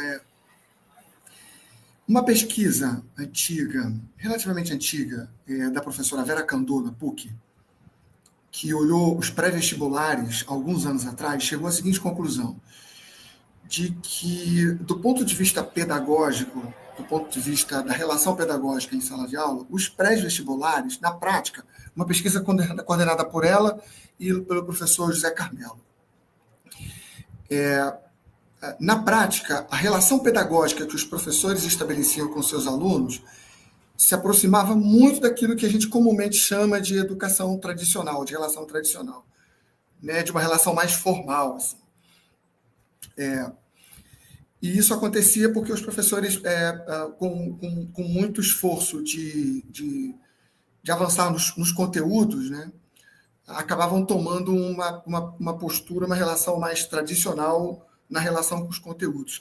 Então, quem olhava de fora ficava com a sensação de que estava numa escola mais tradicional, porque o cara estava apresentando os conteúdos e tal. Por que eu estou fazendo essa pergunta? Porque eu sei que você tem um trabalho maravilhoso de relação com a formação na educação básica, que é o seu projeto, o projeto que vocês coordenam chamado Fora da Caixa, e que vocês visitam as escolas públicas com outras abordagens, algumas delas muito alternativas, né? E você falou de uma coisa muito bonita, que eu acho que fica como um aprendizado importante, a UERJ vem pensando nisso, que é de transformar, de conseguir construir relações mais acolhedoras com jovens que trazem dificuldades de formação e que adentram a universidade. Ele está lá e eles precisam de ter o que a gente pode chamar de um acolhimento acadêmico mais intenso para que ele possa seguir em frente e ter sucesso, né?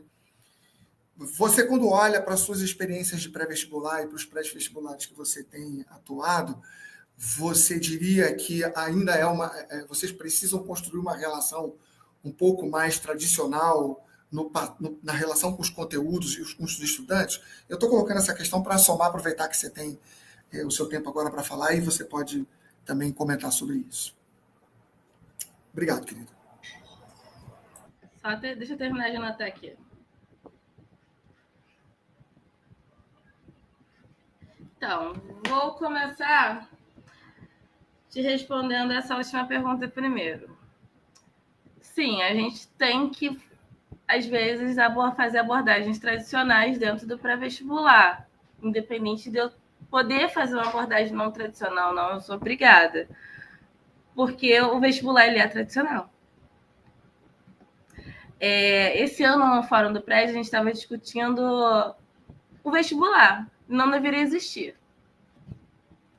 Entendeu? Eu acho que ele não deveria existir. Primeiro, sim, o vestibular ainda é um ato de segregação.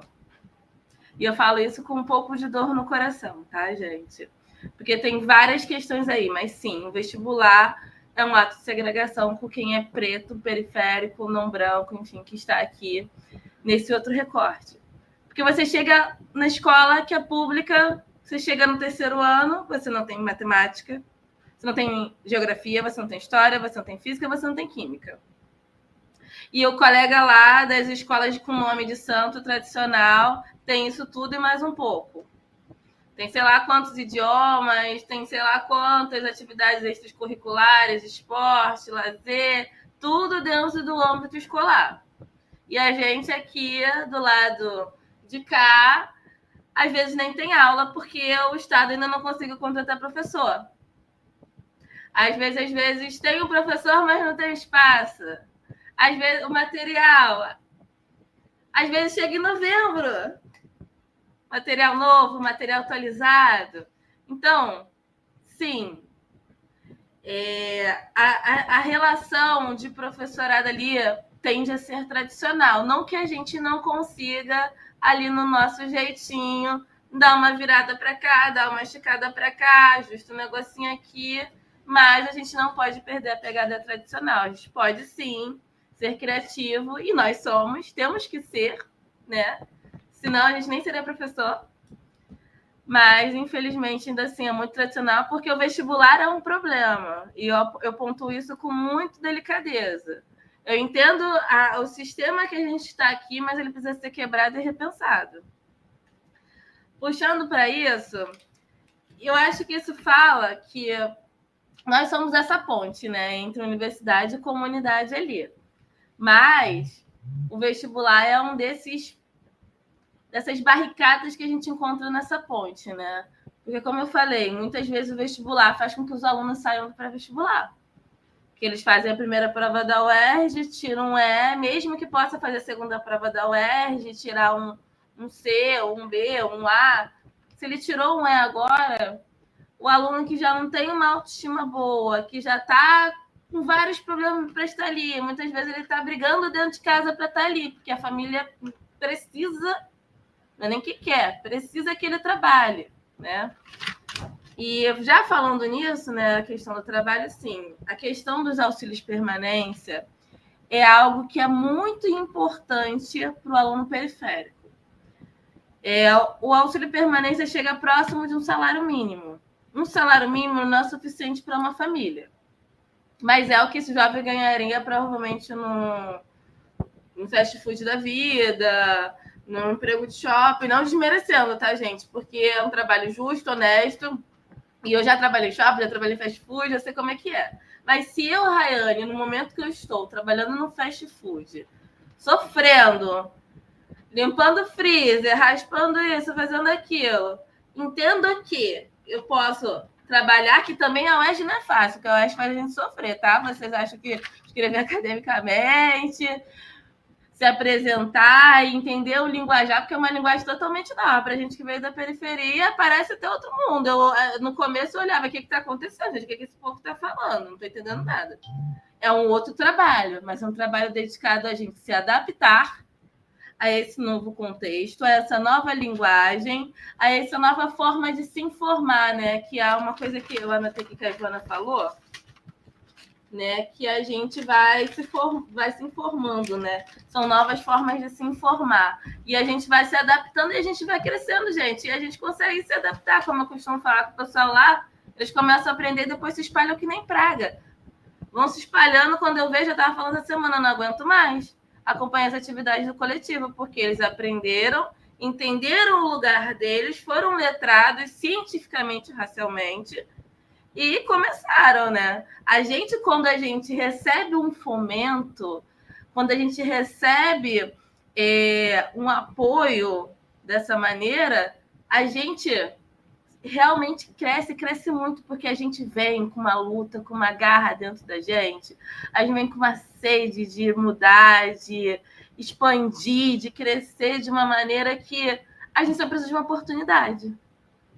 Aí só precisa que olhem pra gente. A gente precisa só que a gente não seja só mais um pretinho. A gente precisa ser o pretinho. Entendeu? Então, esse tipo de auxílio, esse tipo de fomento, ele vem de uma importância muito grande pra gente, porque ele vai garantir que a gente coma. Ou como a gente costuma brincar, que a gente tenha onde passar fome. Que é o mais importante para o pobre, ele ter aonde passar fome.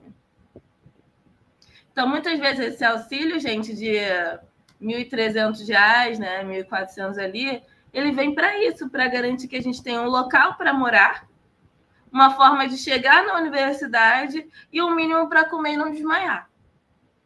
Porque você tem que compreender que a maioria de nós somos muitos. Eu mesma tenho 3 irmãos, nós somos 4. Estava conversando com uma colega outro dia que tem 10 irmãos. Faz história. Uma outra colega, ela estava falando para mim, eu não sei nem quantos irmãos eu tenho tantos. Nós somos muitos. E, geralmente moramos em locais que tem uma vulnerabilidade muito grande, né? Então, esses auxílios, sim, eles fazem a gente estar na universidade, fazem a gente ser fomentado, e quando a gente e a gente fica muito feliz, inclusive, tá? E a gente realmente, a gente cresce. Uma outra coisa que você falou, né? Sobre os conhecimentos básicos. Eu até comentei um pouco sobre desse novo ensino médio, que todos nós estamos questionando, né?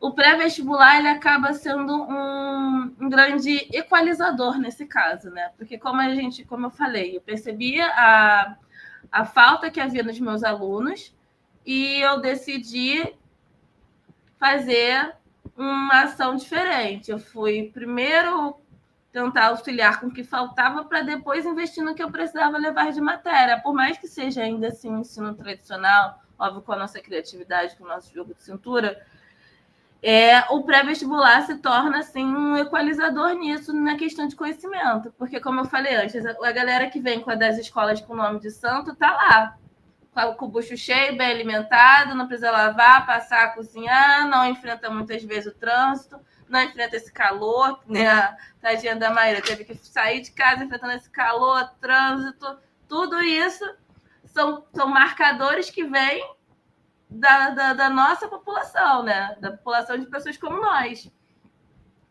E uma outra questão da universidade. A gente teve muita gente que no caso aqui você perguntou sobre a universidade como formadores de sujeito de direito. Por que as pessoas pararam de pensar sobre isso? Eu acredito que isso tem muito a ver com o conceito de urbanização, né? Muita gente entrou na universidade só para se formar. Porque, desculpa, gente, quem está na universidade só para pegar diploma, você está perdendo seu tempo. Você vai virar Uber. Você está na universidade, é para você expandir o seu ser. É para você se formar como um sujeito crítico.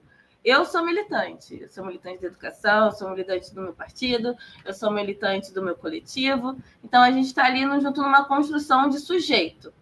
Eu entrei como um sujeito de direito na universidade, vou sair um sujeito de direito diferente. No decorrer, eu vou ser vários sujeitos diferentes.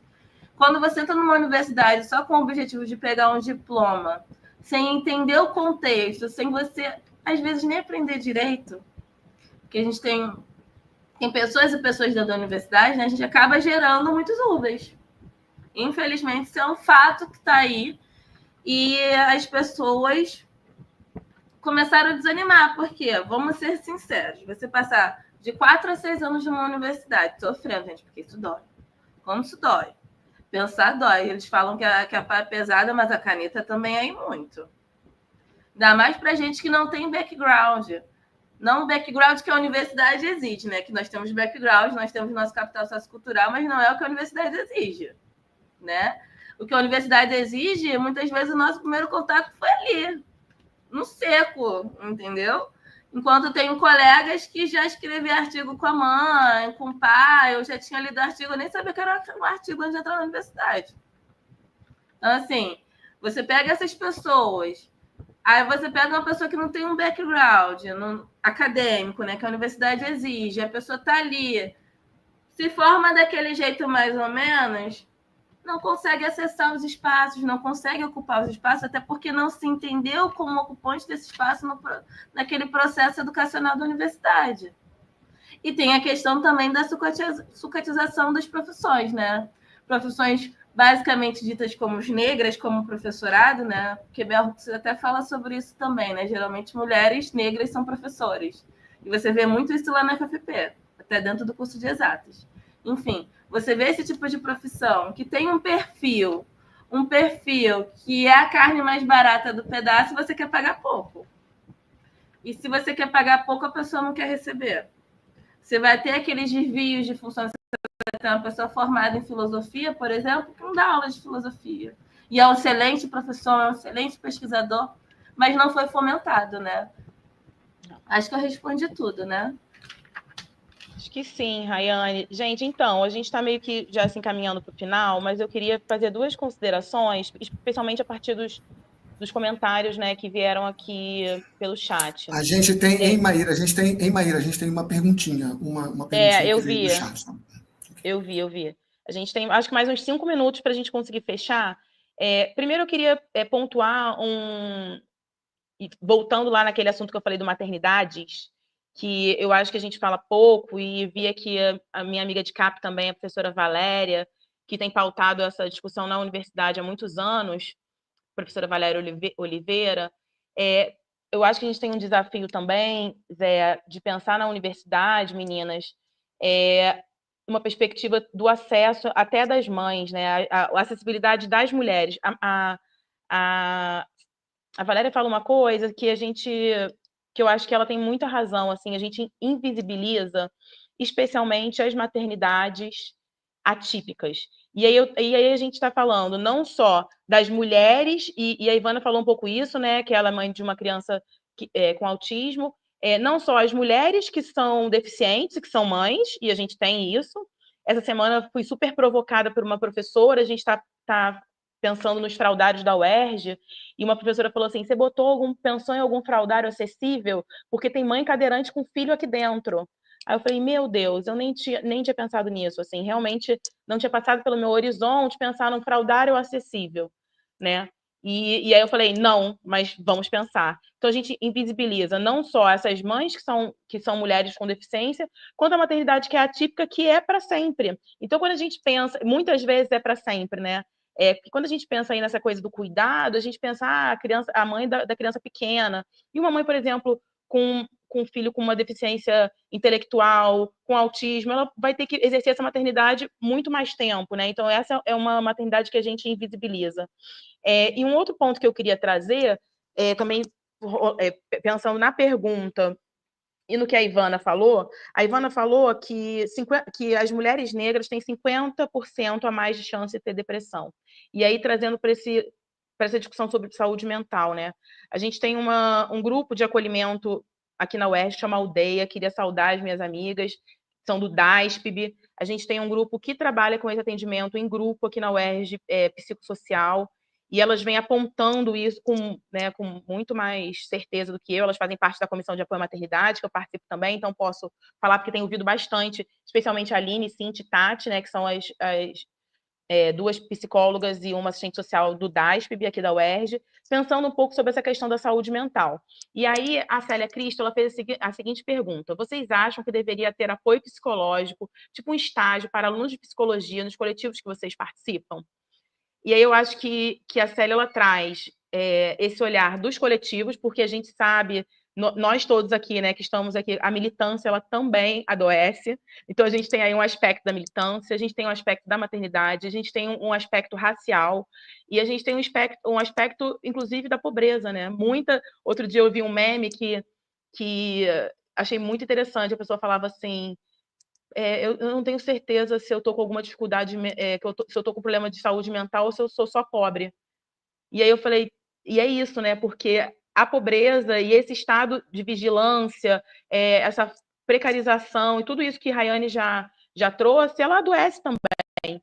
Então, assim, queria, para a gente fechar, eu acho que um tema importante para a gente já encaminhar para o final, e a gente pensar um pouco como vocês veem essa questão da saúde mental nos coletivos, com as mães, na universidade, e aí eu passo depois para o Zé para ele finalizar, tá bem? Eu já sugiro que vocês possam responder e fazer as considerações de vocês. Tá bom? Fiquem à vontade. Vou seguir aqui, Rayana, já que a gente já está na ordem das apresentações, então vou seguir. Eu vou ser bem breve.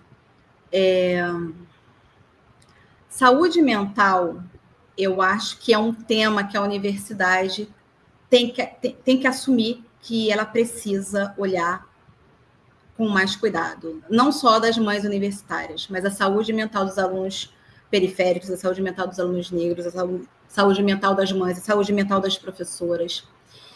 E respondendo aqui de forma muito clara, muito objetiva a pergunta que foi feita, os coletivos materno-universitários, eles já promovem, eu acho que uma boa parte deles, ou parte deles já promovem alguma assistência de saúde mental, seja em roda de conversa. Mês passado mesmo, o Núcleo Materna estava promovendo uma roda de conversa para tratamento de saúde mental das mães universitárias, e era bem democrático, podia ir mãe da graduação, mãe da pós, professora, funcionária, você se inscrevia e você usa. O coletivo, justamente por tratar, né, Rayane, com amor as suas iguais, por reconhecer as diferenças das suas iguais, por já ter sentido, inclusive na pele, né, toda a carga de adoecimento e de depressão e de desespero que está dentro de uma universidade, um lugar que está ali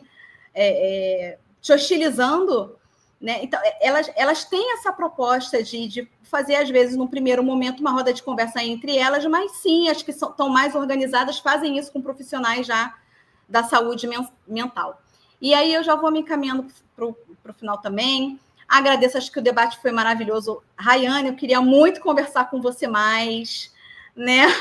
Para além dessa mesa, né? José, muito obrigada pelas suas provocações, foram muito importantes. O pessoal também comentou muito no chat, eu acompanhei aqui. Maíra, minha parceira, minha amiga, né?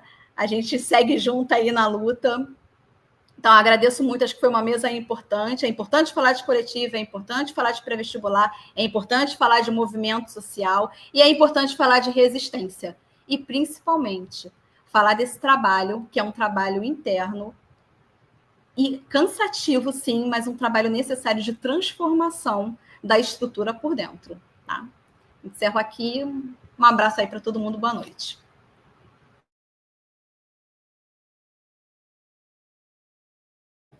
Ai, claro, eu tô doida para conversar com você também, Ivana. Depois a gente troca umas figurinhas aí. Então, gente, no fórum de prés, né, os prés que eu conheço, que eu já acompanhei, não sei se eu comentei isso, mas cada reunião do pré é num local diferente, né, porque a gente vai aos outros pré-vestibulares para poder conhecê-los, entender um pouquinho de quem eles são, sua estrutura. Alguns até têm um certo acompanhamento, principalmente aqueles mais ligados à igreja, tanto a igreja católica quanto a igreja evangélica. Que também é um hábito, né, do povo de Deus ter essas questões. O pré-da-bem ainda não tem acompanhamento psicológico nem para os professores, nem para os alunos. O coletivo que eu faço parte, o Sena, ele fez 1 ano agora, dia 23, então a gente ainda não tem acompanhamento psicológico, a gente só tem o bar da frente. Então, assim, se a UERJ quisesse dar para a gente de alguma maneira, nós estaríamos super dispostos a receber. Fazendo meu merchan aqui, né, gente? Vai aqui, né? Quem não chora não mama. Mas, assim, a gente se compreende, né? Muitas vezes, como a gente cria rodas de conversa, é brincadeira a questão do bar, mas às vezes realmente acontece, às vezes o colega não está bem. E é ali que é o nosso local de sentar, conversar e fazer o nosso local de escuta, né? Então, a gente, da nossa maneira, a gente vai se juntando. Tem uma floresta também ali atrás da FFP, de vez em quando quando o coleguinha não está bem, a gente vai para ali que é um lugar mais arborizado, mais natureza, e a gente conversa. E a gente vai tentando fazer uma rede de apoio. Apoio psicológico ou psiquiátrico a gente ainda não possui. Mas, como eu falei, estamos abertos a receber. E vou finalizar minha fala, primeiro agradecendo. Eu tenho uma admiração incrível pelo José Roberto, né? A gente se conheceu no fórum de pré-vestibulares, nessa construção, né? Que ele também faz parte dessa militância, tem somado bastante com a gente lá no fórum.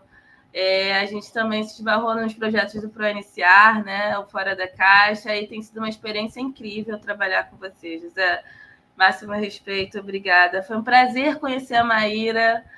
Gostei muito dela, também gostaria de trocar uma figurinha com ela depois, se a gente pudesse conversar.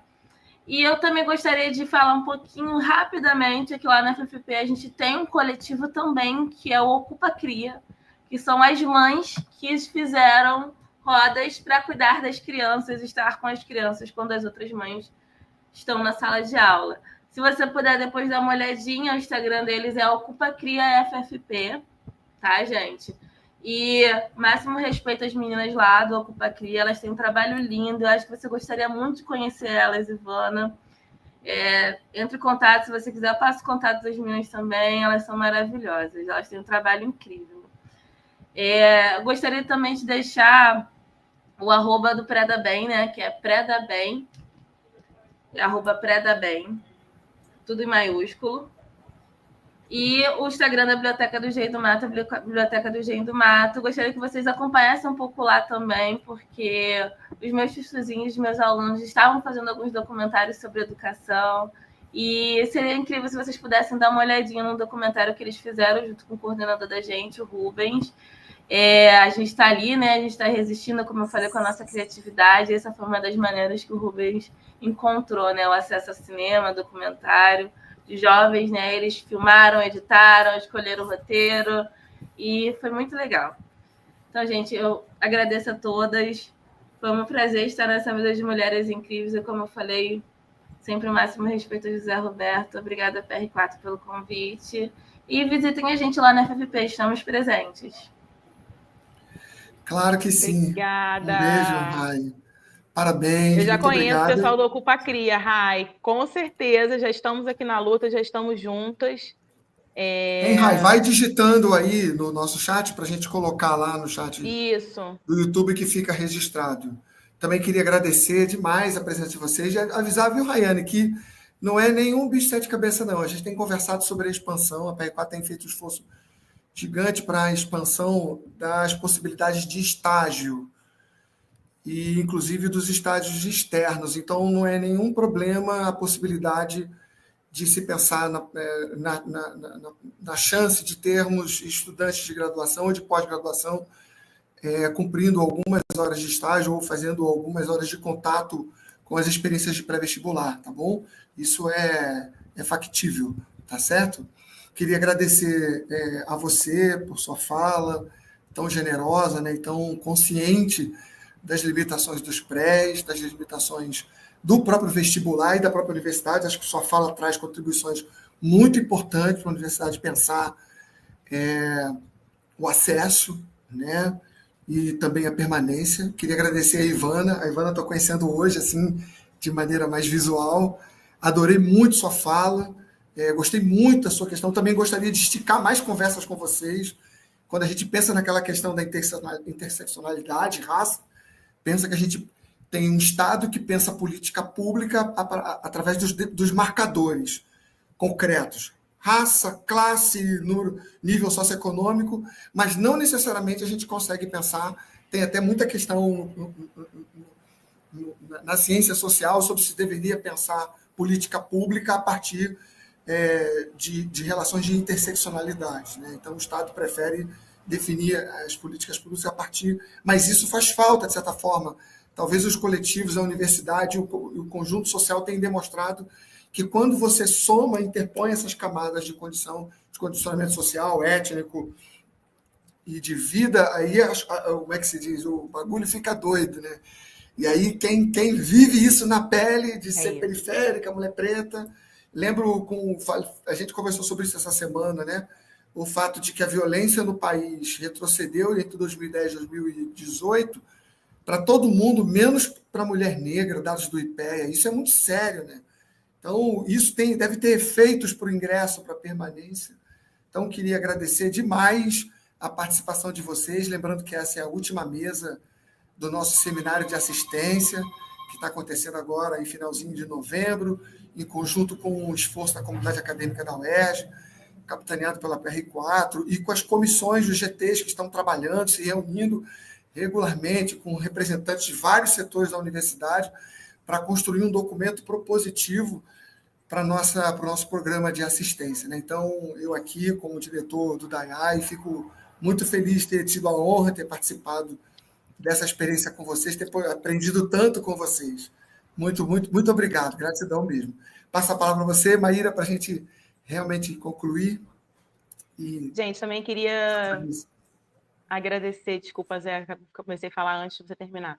Queria agradecer o convite da PR4, agradecer essa mesa maravilhosa, Rayane, um prazer. Eu acho que a gente tem muita coisa para conversar, sim. Já peguei seu telefone. Ivana, acho que a gente também tem um monte de coisa, ainda muito projeto aí pela frente. Queria agradecer também, né, a superintendência étnico-racial e de gênero, as minhas colegas que trabalham comigo na superintendência e que têm feito um trabalho, enfim, árduo difícil nessa superintendência, as colegas da CPVA, e a gente tem tentado aí garantir alguns direitos dentro da universidade, e, né, nessa parceria também com a PR4, e aí também fazendo merchan, pedir para vocês seguirem lá nossa página no Instagram, da Superg. A gente tem algumas páginas da UERJ, né, Zé? A gente tem a página da PR4, especialmente para os estudantes e para as estudantes que estiverem vendo a gente, sempre tem as notícias, informações. A gente tem uma página do DASPB, que também desse projeto que eu falei para vocês, do Aldeia, e outros projetos de acolhimento, pensando especialmente nessa questão da saúde mental na UERJ. E a superintendência, o nome a página é Superg, Superg UERJ também, enfim, então agradecer, e eu acho que hoje a gente sai com a ideia, a gente sai aí com o pensamento, entendendo que o caminho, né, Zé, é sempre coletivo, e pensar que a universidade, aí falando especialmente para as mulheres que são mães, né, que a universidade possa ser rede de apoio, que a gente possa sair aí desse paradigma do quem pariu o Mateus Quimbali e entenda que é preciso uma aldeia para criar uma criança. Então, saudando também as crianças e agradecendo a todos e todas por essa noite. Obrigada, gente. Isso, um abraço. Um abraço para todo mundo que assistiu, para você que assistiu ao vivo, para você que assistiu agora gravado.